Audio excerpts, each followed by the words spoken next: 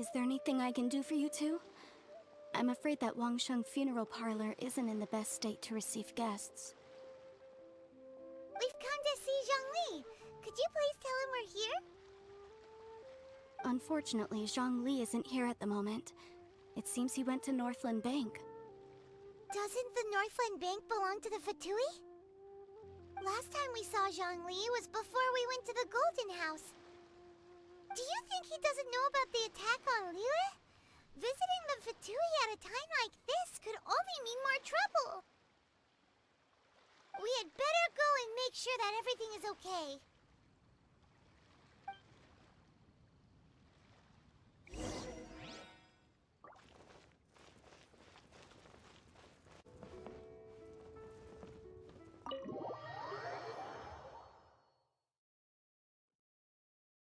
You call this cooperation between Harbingers? Cooperation involves communication, you know. Don't take it to heart, child. Besides, aren't you happy that you got to skip the formalities and bring chaos to the land? I'm sure you must have enjoyed that. Oh, it seems that some of your friends have arrived. Hey, it's Zhongli and Child. And you! You're also one of the Harbingers? It's you two. I believe we've met once before. In the city of Bards, was it? I'm glad you still remember my name. Ah, right. I imagine that it must have been rather hard to forget watching helplessly as something precious was snatched away from your friend. No, don't let her get to you! You've yet to gather the powers of all 7 elements, and our last battle at the Golden House was almost more than you could handle. So it might be best to keep things peaceful this time, seeing that 2 of the Harbingers are here. Well, if it isn't you two. This is our first time seeing each other since Liyue was nearly wiped off the map. This is certainly a bit awkward, wouldn't you say? Paimon knew that we should never have trusted a Fatui Harbinger. Oh, now don't say that. Sure, I may have misled you, but I never had anything against you personally. Besides, I thought we were getting along quite well together, didn't you? Except for that little tussle we had at the end. Nothing personal. We just have different views, that's all. Of course, you may very well hold this against me, but that's up to you. The real deceivers here are Senora and Zhongli. Curse them for leading me on.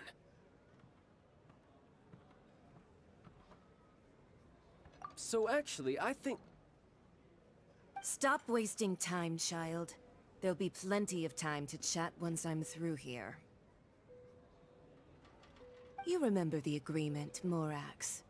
Now, if you would be so kind. The Gnosis, please. What in the world are you talking about?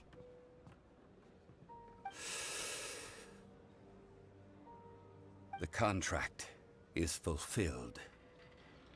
That which thou seeketh is now bestowed unto thee. For my promise is solid as stone.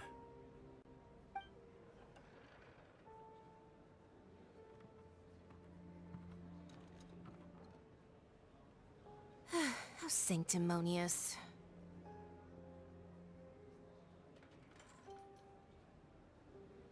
What? So you're the Lord of Chio? No, wait! That's an exciting twist and all, but why give the Gnosis to the Fatui? I do not give it for free. I give it as agreed upon in the contract. For it is a matter solely between the Tsaritsa and I. Yeah, you don't think you went a little bit too far with that whole fake death thing? Everyone was preparing the ceremony for you and splat! This big dragon falls out of the sky and all of Liyue goes into an uproar. Talk about a disaster. gathering all the forces that had been bubbling behind the scenes, and then stirring them together in a pot that was bound to boil over. That's what he wanted to see, am I right? Wait, what? Perhaps it's best that I explain. As you know, I've dwelt upon this world for more than 6,000 years. It is now 3,700 years ago that I founded Liyue together with the Adepti. Even boulders that can withstand whirlpools will erode with the passing of time. I kept convincing myself that cracks had not begun to form, and that the end of my time had not yet come. Until one drizzly day, as I was strolling along the harbor, I heard a merchant tell one of his workers, "You've finished your duties. Go ahead and call it a day." I stood motionless among the crowds, asking myself, have I already finished my duties? Oh, Zhongli. But as I began to consider relinquishing my divine role, I soon discovered that many reasons still remained to not hastily depart. Was Liyue, the city I had dwelt in for so long, already prepared to enter its next age? I decided that a test was needed in order to reveal the answer. So I feigned my own death, and gathered the cast of Child, the Adepti, and the Liyue Chising to play their roles together on the stage that was Liyue.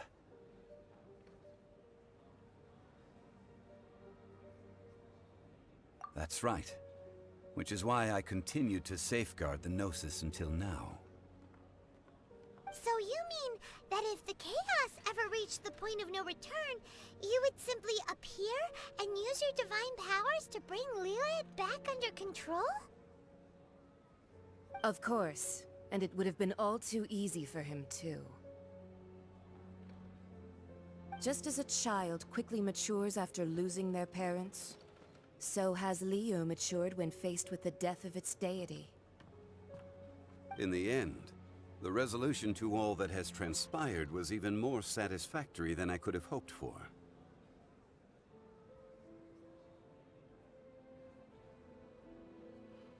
Take the Adepti, for instance.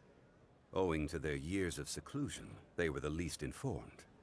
Yet when faced with a crisis, they commendably showed the greatest amount of restraint possible. Not only did they manage to cooperate with the Chising, but in the end, they even made efforts to understand the hearts of the people.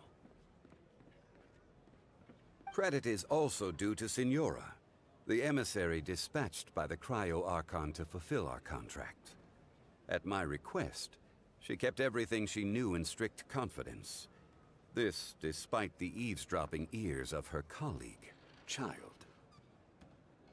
This meant I could remain as Zhongli, even having the chance to fulfill the age-old traditions of Liyue in this mortal form. Thank you for joining me on this journey, traveler. All of these things turned out as I had planned. There is only one thing that I had not anticipated, and that was the conduct of the Liyue Chising. I had expected them to do no more than the Adepti, to come to the defense of Liyue. But when all was said and done, they seized the opportunity to supplant Liyue as divine protectors, and used the subsequent power vacuum left by my death to quickly gain complete control of Liyue. Huh? That doesn't sound good at all. On the contrary, I think it is excellent. I had always feared that it was too soon for them to take over from me. And it was also that which I longed for the most. As such, this is the best parting gift anyone could have given this god of old. Hey, what about me? Doesn't anyone feel the least bit of remorse for deceiving me? You've practically kept me in the dark! I think that thanks would be more appropriate. You certainly played no small part in all of this, wreaking havoc and turning the city upside down. The Lord of Geo ought to thank you for your performance, if anything. If you hadn't created the pressure of a battle between mortals, adepti, and a god, the lump of coal resting in the hands of the Geo-Archon, Liyue, would never have been able to become a dazzling diamond of a city. Huh? Just whose side are you on, mocking me like that? Are you itching for a fight?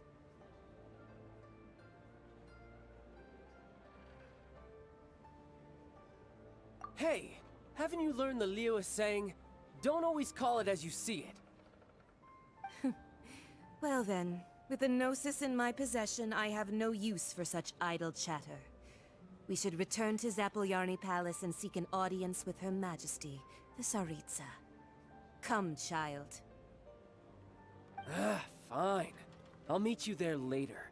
I'm not sharing a boat with the likes of you. Do as you wish.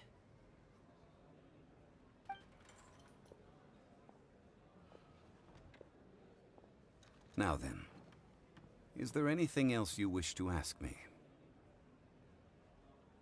Right!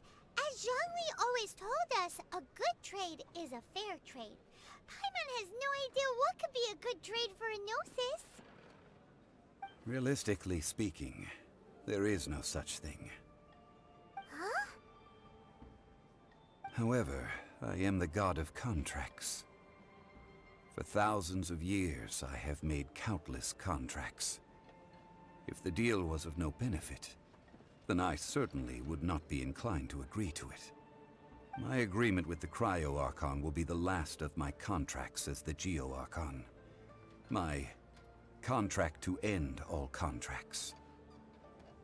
As for the bargaining chip that the Tsaritsa used to balance the scales, uncover that answer for yourself in your future journeys.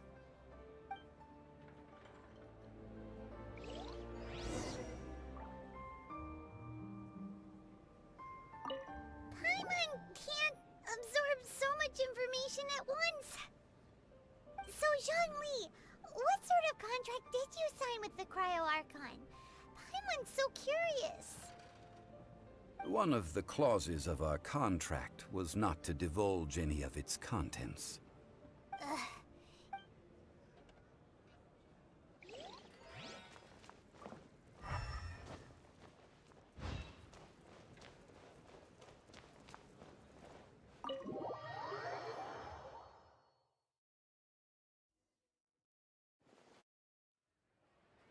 Today's the day of the rite of parting. Although the star of the show is fake, we've spent so much time trying to organize it, it would be a real shame not to go there now.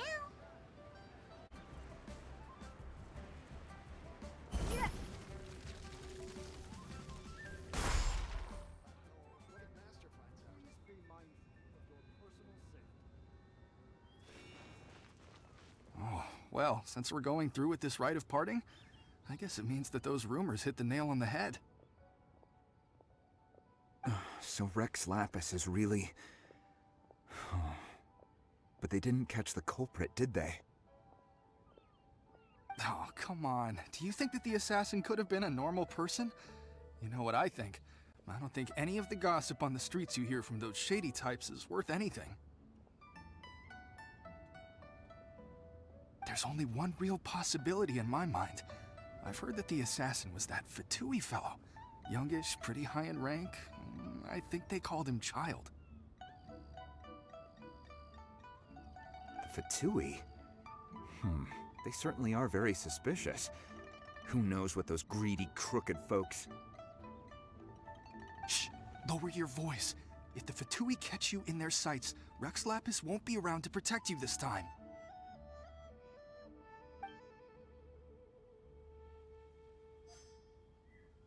Oh, well, since we're going through with it... So Rex... Oh, come on. There's only one real Fatui? Shh! Lower...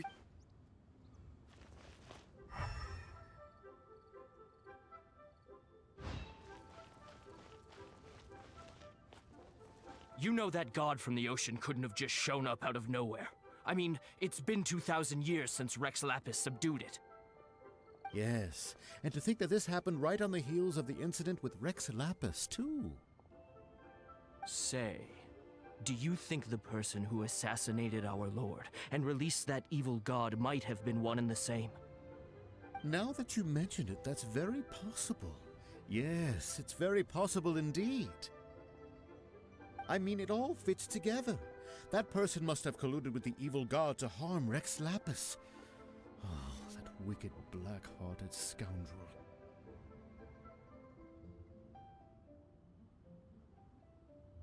Still, what sort of supernatural prowess must this person possess to be able to do such things? I have never heard of such a person in all my years.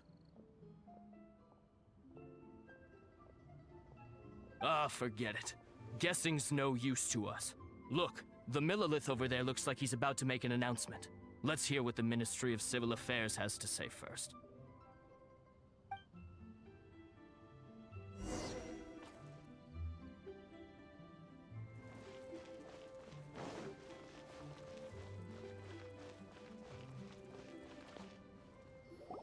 Hear ye all, the Chising's words. Though a dragon soars ageless as the mountains, it too must return to dust. This is common knowledge. Gods and Adepti live glorious lives, but both light and shadow have their season. So too must they face divinely appointed trials. Rumors and hearsay abound on the streets that Rex Lapis was murdered. Now, let the truth be revealed. Having been thwarted in his trial, Rex Lapis's soul has recouped the celestial heights. He beseeches the people of Liyue to grieve not and to let not their hearts be saddened. Nor are they to believe street-born rumors or indulge in baseless speculation.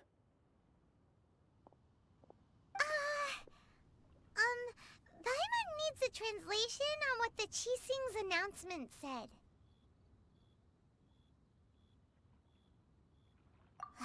So that's how they're spinning it. Something feels off. Why would they suddenly give up looking for the murderer? Not to mention how this excuse sounds like something they just made up on the spot. Could the Chising already have known that Rex Lapis wasn't dead? But Zhongli said that neither they nor the Adepti knew anything. Did Zhongli tell them in secret after his gnosis changed hands? Exactly, right? Ooh, seems like the rite of parting has been going on for a while now. Let's go have a look.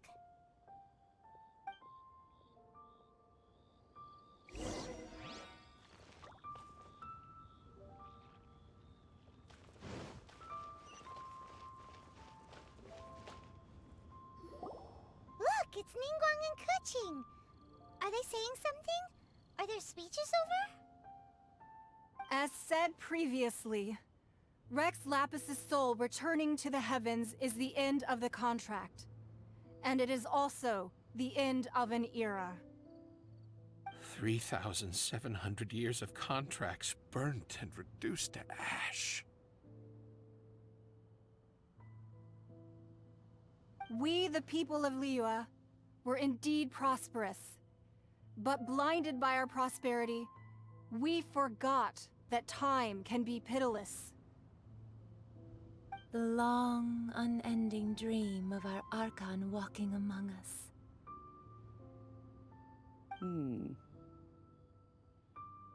Now that we have awoken from our dream, we must learn to say farewell.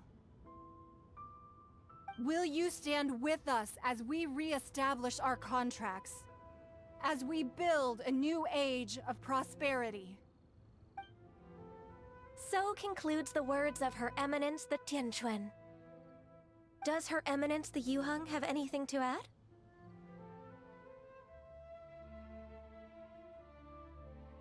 Huh? Is she looking this way? Traveler. Yikes! She really is looking our way! Is that the traveler who they say defeated the ancient god? So young.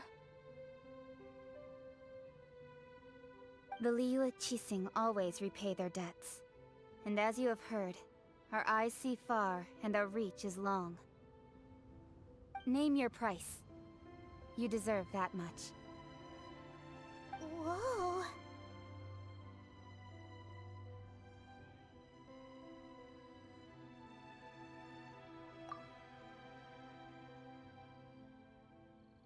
Well, could you help me put up some missing person posters?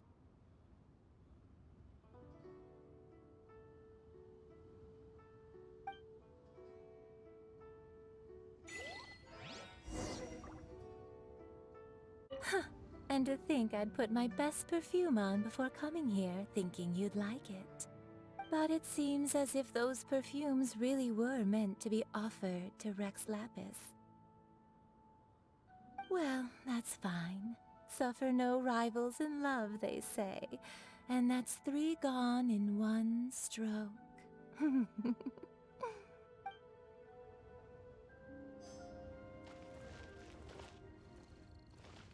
As for the mortals and Adepti of Liyue, what shape shall our relationship take from now on? Rex Lapis. Rex Lapis.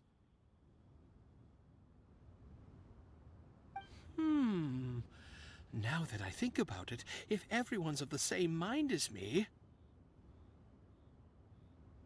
perhaps mementos for Rex Lapis might be the best short-term business opportunity.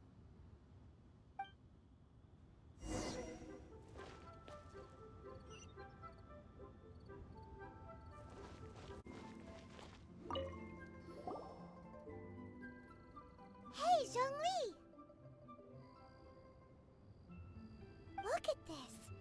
Everyone in Liyue is caught up in their emotions, thinking that they'll never see Rex Lapis again. And here you are looking all relaxed. Why would I not feel more at ease after laying down the burden I have borne for 3,700 years? Right. If the two of you can spare the time, I should treat you to a meal at the Shinya kiosk. Ha! That sounds like big talk, Zhongli. Paimon might have believed you if you were treating us to some third-round knockout, but you'd have to pay out your nose just to stand inside Shinya kiosk. Are you sure you can afford it? You're right. I do lack the Mora. As the Rex Lapis Morax, I can easily create Mora. But since I have chosen to walk this earth as the mortal Zhongli, I should abide by the same rules that mortals do. When I was journeying with you, though I still had the Gnosis in hand, I knew that I must soon retire from my role as an Archon, so I had to rehearse a little for my new life. Oh, no wonder! Paimon gets it now. You didn't look at the price tags when we were spending because you've never had to. But since you weren't used to not being able to just make more Mora as and when you wanted to, you had to try becoming a parasite to society who lives off of other people's credit. Well, we were only spending Fatui money. You don't have to say it like that.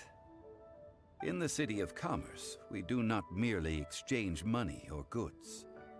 We also exchange knowledge, memories, and foresight, as well as positions, roles, and lives.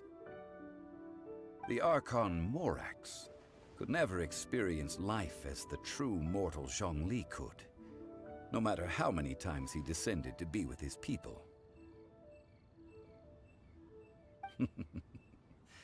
I must thank you for that. I will treasure the memories that I made as Zhongli, traveling the streets of Liyue with you. That is true. But there is no journey that does not end. No meetings without partings. Paimon thinks that we should make a move and continue our search for the Seven. I fear that continuing your journey may be difficult. The nation that neighbors Liyue by sea, Inazuma, is presently closed. The Electro-Archon Ball.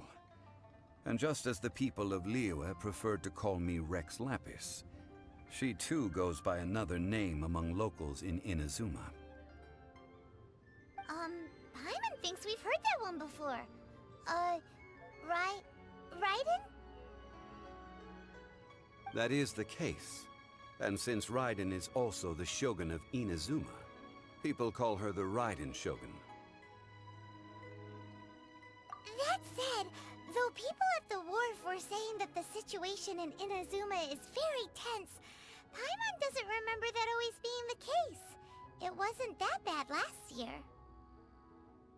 Zhongli, since you're Rex Lapis, shouldn't you know something about what's happening there? Just how did Inazuma become a closed nation? It's because of visions. Visions? When faced with circumstances beyond their control, humans often bemoan their lack of power. But if a person shows true strength of will at a desperate and fateful moment in their life, the gods will look upon them with favor. This is what visions are. Magical foci bestowed upon those who have been acknowledged by the gods. Uh-huh. That's how people in Teyvat see it. But starting from last year, the Raiden Shogun began promulgating the Vision Hunt Decree. Vision Hunt Decree?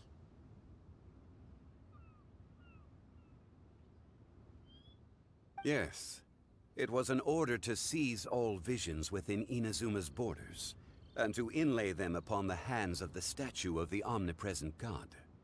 They want to seize visions. But why? Aren't visions blessings from the gods? I should think that in the Raiden Shogun's eyes, it is precisely because they are divine blessings that they should be under the sole dominion of divinity. Whoa, that's harsh. The Anemo Archon is the god of freedom, and the Geo Archon is the god of contracts. For her part, the Raiden Shogun is the god of eternity. It seems as though she has finally decided to eliminate any unstable elements that could pose a threat to her eternal realm. The fact that even I, the oldest of the seven, have now passed away, will only strengthen her resolve to pursue eternity. Knowing her, she must have again quoted that adage she is most fond of when proclaiming that decree to her people. 7 ideals for 7 gods, and of these, eternity is nearest unto the heavenly principles. All right then. Was there anything else you wish to know?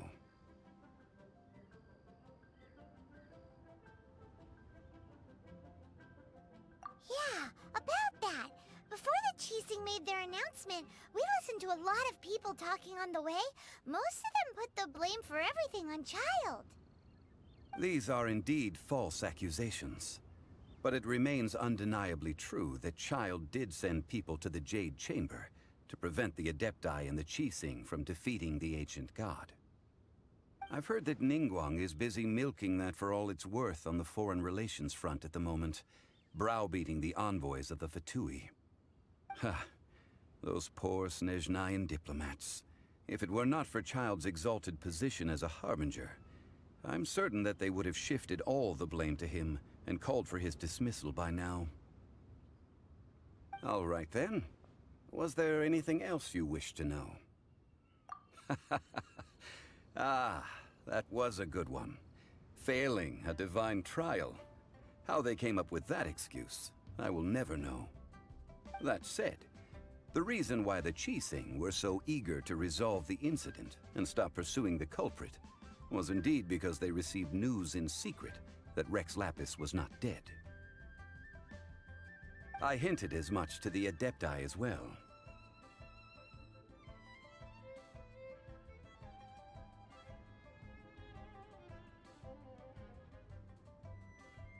How did I accomplish that, you ask?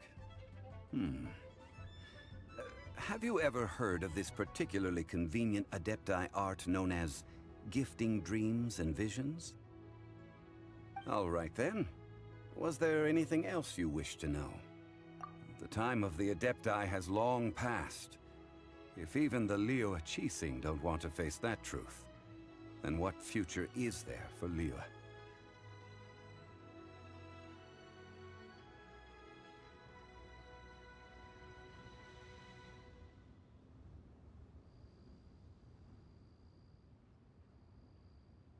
Kuching is absolutely right in saying this.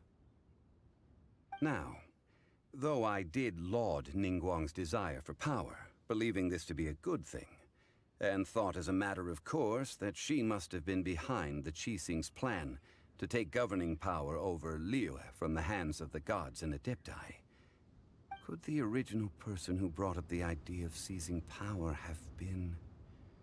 All right then. Was there anything else you wish to know? That's right.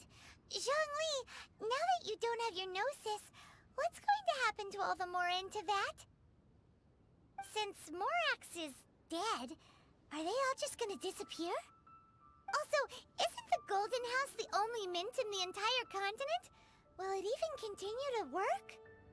The Mora present now will not vanish. But the Golden House will indeed have to cease operations for a lengthy period of time, since creating Mora requires the use of the Geo-Archon's power. This is terrible! We're all about to run out of Mora! The world is coming to an end!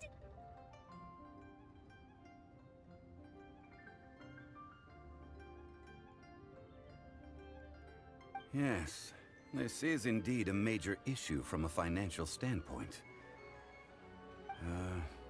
Well, I suppose we'll just leave such troublesome matters to the Liyue Qixing to debate. Then, did you at least set some private funds aside for yourself? Oh, a private fund. This does seem like a good, logical, common-sense idea. It's a shame. What's a shame? It's a shame that I didn't think of it at the time. All right then. Was there anything else you wish to know?